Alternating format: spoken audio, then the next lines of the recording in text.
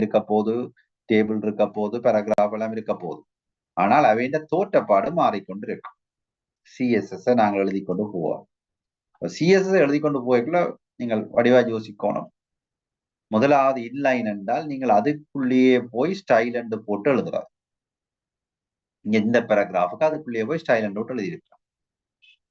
அப்படி இல்லாமல் ஹெட்டுக்குள்ள வந்து ஒரு ஸ்டைல் டேக்க போட்டுட்டு அதுல போய் நீங்கள் யாருக்கு ஸ்டைல் கொடுக்க போறீங்கன்னு போடுறது.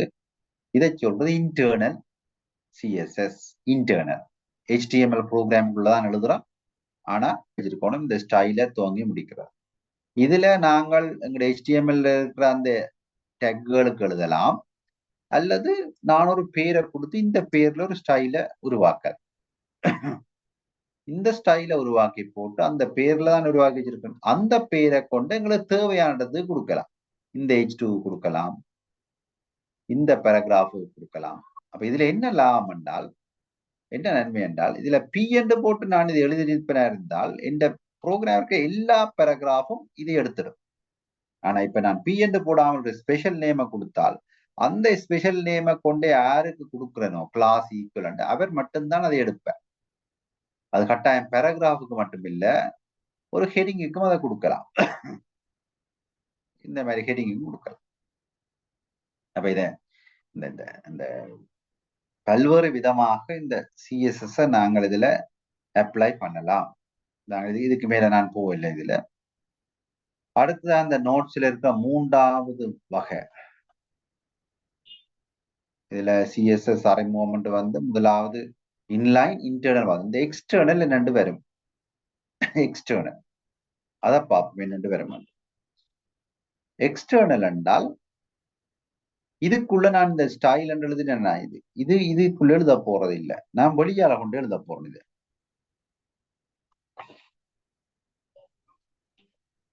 வெளியால கொண்டு எழுத போறேன் என்றால் அது வெளியால வேறு ஒரு ப்ரோக்ராம் எழுத போறேன். இதுலயே காட்டுறேன். புதுசா ஃபைல் நியூ அண்டு போட்டுட்டு புது ப்ரோக்ராம் வந்து வருது. இந்த இதுல நான் எழுதின இந்த ஸ்டைல் இருக்குத்தானே, இந்த பாடி, இந்த ஸ்டைல் டேக்குக்குள்ள எழுதின அவ்வளவு விஷயத்தையும் செலக்ட் பண்ணி அதை நான் கட் பண்றேன். இந்த ப்ரோக்ராம்ல கட் பண்றேன். இப்ப ஸ்டைலுக்குள்ள ஒன்றும் இல்லை, அதை கட் பண்ணி இந்த நியூவுக்கு கொண்டு வா. எங்க இந்த இன்டர்னல் ஹெட்டுக்குள்ள ஸ்டைல் டேக் போட்டு இன்டர்னலா எழுதின அவ்வளோத்தையும் கட் பண்ணி ஒரு நியூ ப்ரோக்ராமுக்குள்ள கொண்டு வா. சரியா? இப்ப இங்க ஸ்டைல் இல்லை. அப்ப இந்த ஸ்டைல் டேக் எடுத்து விடுவோம். உங்களுக்கு ஸ்டைல் டேக் இல்லை, டிலீட் பண்ண. எங்க ஹெட்டுக்குள்ள இருந்த அந்த ஸ்டைல் டேக் இல்ல, அதை டிலீட் பண்ணிட்டேன். அதுல இந்த இதை கொண்டு வந்து வேறு ஒரு ஃபைல்ல போட்டுட்டேன். இப்ப இவர்கிட்ட அந்த ஸ்டைல் இல்ல. இந்த HTML ப்ரோக்ராமுக்குள்ள இன்டர்னலாக ஹெட்டுக்குள்ள இந்த ஸ்டைல் இல்லாமல் போயிட்டு, ஆனா அந்த டேக்குல போட்டது மட்டும் இருக்குது. சரியா? இப்ப நான் இதை சேவ் பண்ணி போட்டு இந்த பொதுவாக மேல போட்ட ஸ்டைல் இல்லத்தானே, இந்த நேரம் பொதுவாக போட்ட ஸ்டைலுக்கு தான் இந்த விஷயங்கள் கணக்க வந்தது. இப்ப ரிஃப்ரெஷ் பண்ணி பார்த்தால் ஒரு ஸ்டைலும் இல்லாமல் போடும். என்னடா எல்லாம் ப்ரோக்ராம்களை எடுத்தாச்சு. இப்ப அந்த HTML ப்ரோக்ராமுக்கு ஸ்டைல் என்றது பொதுவாக இன்டர்னலா இல்லை, ஆனா அந்த எலிமெண்ட்டுக்குள்ள போட்டது இருக்கு. இந்த பிங்க் கலர் பேக்ரவுண்ட் அது அந்த பேராகிராஃப்குள்ள போட்டபடியே அது வருது. இந்த பொதுவாக மேல இன்லைன்ல போட்டது வருது, இன்டர்னலா போட்டது நான் எடுத்தபடியால் அது இப்ப வரையில்லை. இனி திரும்ப அதை கொண்டுறோணும் என்றால் நான் எக்ஸ்டர்னலா போட்டேன். இந்த ப்ரோக்ராம் இதுக்குள்ளேயே போடாமல் வெளியால வேறு ஒரு ஃபைலுக்குள்ள கொண்டு வந்துட்டேன். இப்ப என்ன செய்யணும்னா நான் இதை ஒரு CSS ஃபைலாக சேவ் பண்ண வேணும். இதெல்லாம் HTML ஃபைலா சேவ் பண்ண, இதுல HTML போட்டு HTML ஃபைலா சேவ் பண்ணினான். அது எங்கட ஃபோல்டர்ல நீங்க பார்க்கக்கூடியதா இருந்தது HTML ஃபைல். இதுல இந்த ப்ரௌசர் படத்தோட HTML போடப்பட்டு இருக்குது. இதே நட்ட இருக்கிற இமேஜ் எங்கட யூனிவர்சிட்டி கிரஸ்ட் இமேஜ், அந்த லட்சணை கொண்டு போறேன். இது இந்த நியூ ஒன் CSS மட்டும் தானே கோடிங், இதுல HTML கோடிங் இல்ல, HTML டேக்குகள் ஒன்றும் நான் கொண்டு இல்லை. அந்த பெரிது சிறிது அடையாளம் போட்டு நாங்கள் வளமையா HTML இந்த டேக்கள் இருக்குத்தானே இந்த அடையாளங்கள் போட்டு அது ஒன்றும் இதுல இல்லை. இதுல தனிய அந்த பாடி அதுக்கான கேர்லி பிரேக்கெட் ஓபன் பண்ணி க்ளோஸ் பண்ணுது, H1 அதுக்கான கேர்லி பிரேக்கெட் ஓபன் பண்ணி க்ளோஸ் பண்ணுது, மற்ற நாங்கள் போட்ட இந்த கிளாஸ் நேம் அதுக்கான இதை ஓபன் பண்ணுது. ஸ்டைல் மட்டும்தான் எழுதப்பட்டிருக்கு. அப்ப இது ஒரு CSS ஃபைலாக நான் சேவ் பண்ண போறேன். என்னென்னு சேவ் பண்ண போறேன்னா ஃபைல்ல போய் சேவ் ஆஸ்க்கு போய் எங்க போகுது டாக்குமெண்ட்ஸ் லெவல் 2 என்ற அந்த ஃபோல்டருக்கு தான் போக போறேன். டாக்குமெண்ட்ஸுக்குள்ள இருக்கு லெவல் 2. அதுக்கு போய் இதுல STYLD ஸ்டைல் அல்லது நான் என்ன பேரும் கொடுக்கலாம் மை ஸ்டைல் என்று கொடுக்குறேன். எந்த ஸ்டைல் மை ஸ்டைல் இதுல என்ன கொடுக்கணும்னா .css அங்க எப்படி .html அல்லது .html ஃபைலுக்கு கொடுத்தோமோ அதே மாதிரி இங்க ஸ்டைல் அந்த எங்கட CSS ஃபைலுக்கான பேர் உண்டு, அது விருப்பமான பேர் உங்களோட பேரும் கொடுக்கலாம், மற்ற பேரும் கொடுத்துட்டு .css என்ற எக்ஸ்டென்ஷன் வரும். அடுத்த முக்கியமான விஷயம் இதுல கிளிக் பண்ணி அந்த HTML-க்கு செய்த மாதிரியே இங்கேயும் போய் முதலாவதா இருக்கிற ஆல் டைப்ஸ் செலக்ட் பண்ணுவோம். இதுல ஆல் டைப்ஸ் வரும், சேவ் ஆஸ் டைப்ல ஃபைல் நேம்ல மை ஸ்டைல் .css வரும். எங்கட ஃபோல்டர் இங்க காட்டுது, இந்த எங்கட ஃபோல்டருக்குள்ள முதலே நான் சேவ் பண்ணியிருக்கிறேன். இந்த வேலை முடிஞ்சிட்டு என்றால் சேவ் பண்ணினேன் என்றால் எனக்கு இந்த ஃபைல CSS ஃபைல நான் இறக்கி போடுவேன். ஓகே, CSS ஃபைல சேவ் பண்ணிட்டு அப்ப இது வந்து ஒரு எக்ஸ்டர்னல் இந்த HTML ஃபைலுக்குள்ள இல்ல, வெளியால வந்துட்டேன், எக்ஸ்டர்னலா இருக்கிறேன், எக்ஸ்டர்னல் CSS ஃபைல் அதுதான் இதுல காட்டப்பட்டிருக்கு. இந்த எக்ஸ்டர்னல் CSS ஃபைல் ஹெட்டுக்குள்ள ஸ்டைல் டேக்ல போடலாம், இன்டர்னல் அதுதான் நான் கட் பண்ணி கொண்டு வந்து எக்ஸ்டர்னலா போட்டுட்டேன். எக்ஸ்டர்னலா போடக்க என்ன நடக்குது, CSS-க்கு புதுசாக ஒரு ஃபைல் உருவாகி விட்டது. இதுல பாத்தீங்கன்னா தெரியும், இது ரெண்டும் வந்து HTML ஃபைல், இது வந்து CSS-க்கான ஃபைல் .css வருது, வேற படத்தோட வருது. சரியா, CSS-க்கு புரிம்பா ஒரு ஃபைல் உருவாக்கி இருக்குது. இதைத்தான் சொல்றோம் எக்ஸ்டர்னல் CSS. இந்த நோட்ஸ்ல இருக்க எக்ஸ்டர்னல் CSS. இன்டர்னல் CSS என்றால் ஹெட்டுக்குள்ள ஸ்டைல் டேக்ல நான் முதல் போட்ட மாதிரி. இன்லைன் என்றால் அந்த எலிமெண்ட்டுக்குள்ள முதல் பேராகிராஃப் அந்த டேபிளுக்கு எல்லாம் போட்டு வச்சிருக்கேன் அது மாதிரி. சரியா, இப்ப எல்லாம் இல்லாமல் போனது இல்லை, நான் கட் பண்ணி வெளியால வந்த பிறகு இப்ப நான் புரிம்பாக ஒரு ஃபைலா போட்டுட்டேன். ஆனால் இப்பவும் இந்த HTML ஃபைலுக்கு இந்த மை ஸ்டைலை பற்றி தெரியாது. ஏன்னா அவருக்கு அங்க எழுதின கோடிங்ல அந்த மை ஸ்டைல் என்ற ஃபைலை பற்றி ஒரு கதையும் இல்லை இதுக்குள்ள.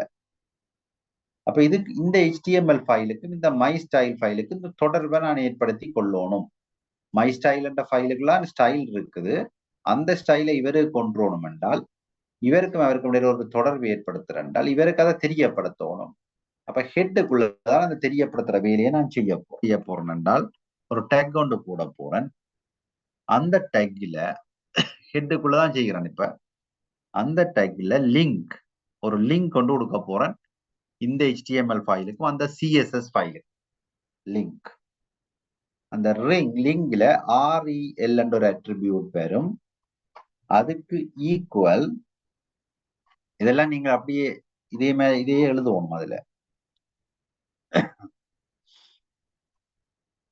ஸ்டைல் ஷீட் என்று போகும்.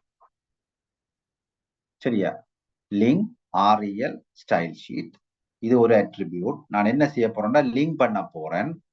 என்னத்தை லிங்க் பண்ண போறேன், REL என்று சொல்லப்படுற அந்த அட்ரிபியூட் ஸ்டைல் ஷீட் ஒன்று லிங்க் பண்ண போறேன். இனி அடுத்ததாக கொடுக்க வேண்டியது HREF ஹைப்பர் ரெஃபரன்ஸ் என்ற ஒரு அட்ரிபியூட் நேம்.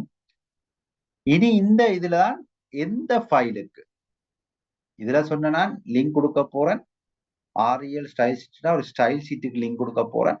இந்த HREF தான் சொல்ல போறேன் எந்த CSS ஃபைலுக்கு லிங்க் கொடுக்க போறேன். எந்த CSS ஃபைல் இதுல நான் செய்ய வேண்டாம், mystyle.css mystyle.css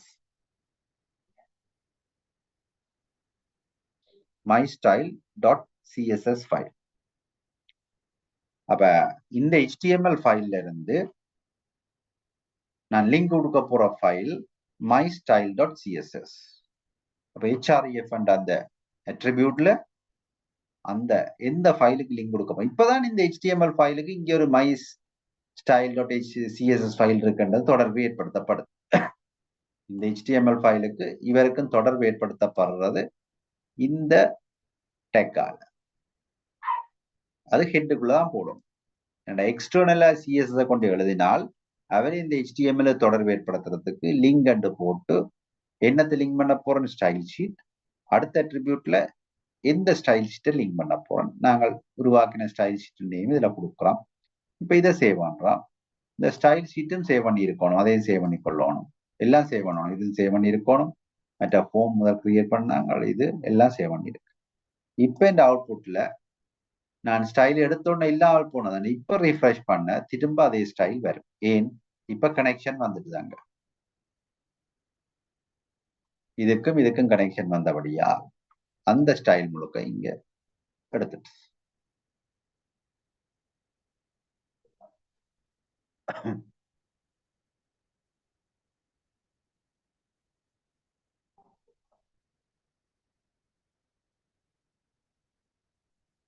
இந்த ஸ்டைல்ல பேக்ரவுண்ட் இமேஜை கொடுத்தா வரும்.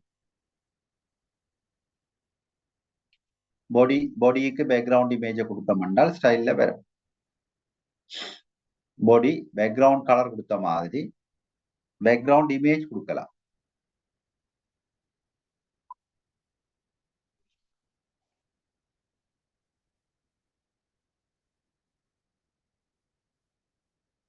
பேக்ரவுண்ட் இமேஜ் காலன். அடுத்த பேக்ரவுண்ட் இமேஜ் என்னென்று கொடுக்கணும். எங்கள்கிட்ட பேக்ரவுண்ட் இமேஜ் இதுல ஒரு பேபி என்ற ஒரு இமேஜ் இருக்கு, அதை காப்பி பண்றேன். அதை கொண்டு வந்து எங்கட நாங்கள் இப்ப செய்யற போல்டர் இருக்குத்தானே, அந்த போல்டருக்குள்ள பேஸ்ட் பண்றேன். baby.jpg என்ற ஒரு ஃபைல் இமேஜ் அதை போட்டுட்டு,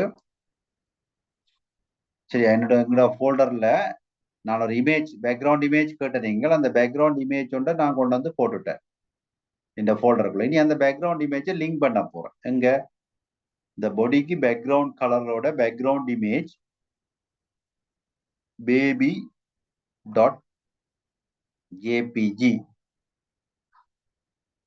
baby.jpg என கொடுத்துட்டேன். எங்க பாடிக்கு பேக்ரவுண்ட் இமேஜாக baby.jpg கொடுக்குறேன். பேக்ரவுண்ட் கலர் இது, பேக்ரவுண்ட் இமேஜ் இது. அப்ப இதை சேவ் பண்ணி விட்டால் இப்ப இந்த சிஎஸ்எஸ் ஃபைல் இருக்குத்தானே, இதுக்கும் எங்களோட HTML ஃபைலுக்கும் தொடர்பு இருக்கிறபடியால் இவர் அங்க வருவார். சரியா, இவர் அங்க வர்ற சான்ஸ் இருக்கு. இந்த இதுக்கு லிங்க் கொடுத்துருக்கிறோம் தானே சிஎஸ் ஃபைலுக்கு. அப்ப இதுண்ட இங்க இருக்கிற டேக்குகள் எலிமெண்ட்களுக்கு இங்க இருக்கிறவர் அப்ளை பண்ணப்படுவார். இந்த சிஎஸ் ஃபைல இருந்து வந்து அப்ளை பண்ணப்படும். அப்ப இப்ப எல்லாத்தையும் சேவ் பண்ணிட்டோம் என்றால் திரும்ப இங்க வந்து இதுல ரிஃப்ரெஷ் பண்ணீங்களா என்றால் பேக்ரவுண்ட் இமேஜ் ஸ்பெல்லிங் ஏதாவது பிள்ளையா இருக்கும். baby.jpg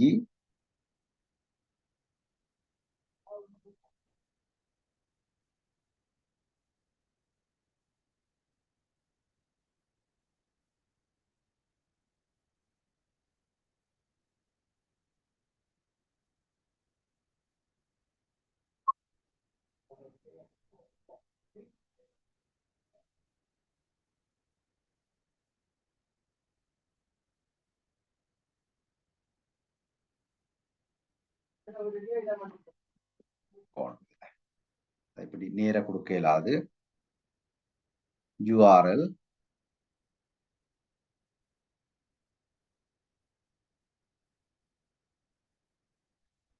இதுக்குள்ள பிராக்கெட்ல இப்ப இதுல கொடுக்குற விதம் கொஞ்சம் வித்தியாசம். லைட் ப்ளூ மாதிரி நேர கொடுக்க இயலாது. பேக்ரவுண்ட் இமேஜ் URLன்றது அந்த ரிசோர்ஸ், யூனிஃபார்ம் ரிசோர்ஸ் லொகேட்டர். அந்த URL கொடுத்து URLக்குள்ள ஃபைல் நேம், அந்த ஃபைல் நேம் டபுள் கோட்டுக்குள்ள வரும். இதான் இந்த சின்டெக்ஸ் சொல்றது. இந்த எழுதுறது இன்ன விதமா எழுதணும்ன்றதுல இருக்கு. சரியா, இதை சேவ் பண்ணிட்டு வேறீங்க பேக்ரவுண்ட் இமேஜுக்கு என்ன மாதிரி கொடுத்துருக்கிறேன் URL கொடுத்து அதில் baby.jpg என்ற இமேஜ் போட்டுறேன், அதை கொடுக்குறேன். இப்ப இதுல வந்து ரிஃப்ரெஷ் பண்ணி பார்க்க ரிஃப்ரெஷ் பண்ணி பார்க்கக்குள்ள என்ன நடக்குதுன்னா அந்த பேபின்ற படம் தொடர்ந்து அப்படியே ரிப்பீட் பண்ணி வரும் பேக்ரவுண்ட்ல ஃபுல்லா பேக்ரவுண்ட் இமேஜ் ஆகியே தொடர்ந்து ரிப்பீட் பண்ணி கொண்டு வரும்.